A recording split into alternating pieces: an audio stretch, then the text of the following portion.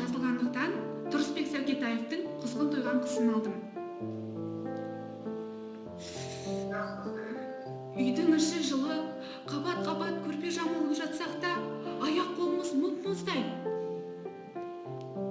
Әлдене сүлікше жабысып, сорып жатқандай, асқазан тұсым солқылдай сыздап, ішінде гүр-гүр етеді. Жатқым келмейді, алайда тұрғанда сауатың сиырым, тазалайтын қора қопсам бар ма? Қай шаруам қалып барады? Одан да жатқаным артық. Ұйықтасам тіпті жақсы, аз да болсын аштықты ұмытамын.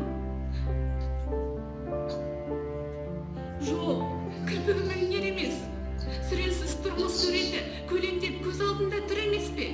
Жағалай есік қағып жүрген ажалдың тықыры шынымен бұл босағаға да тақап қалғаны ма? Көре-көре етіміз үйреніп, кісінің өлгені малдың өлгенімен бірдей болып бара жатыр. Бүгін ертең сол өлім бізге де жеткенін елестеткенде сонау самарқау санау оқыс бұлқынып жаным ышқынады. Қол созған қорқынышқа бермеймін, жоғалары деймін-ау. Бірақ өзім емес, осы жалғызым үшін қорқамын өлімнен. Суға басым болса, қазір алам десе де дайынмын.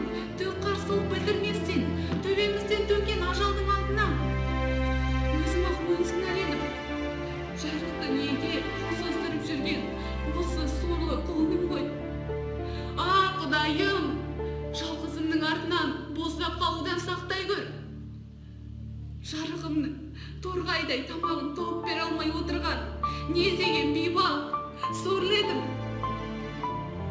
Назарларыңызға рахмет.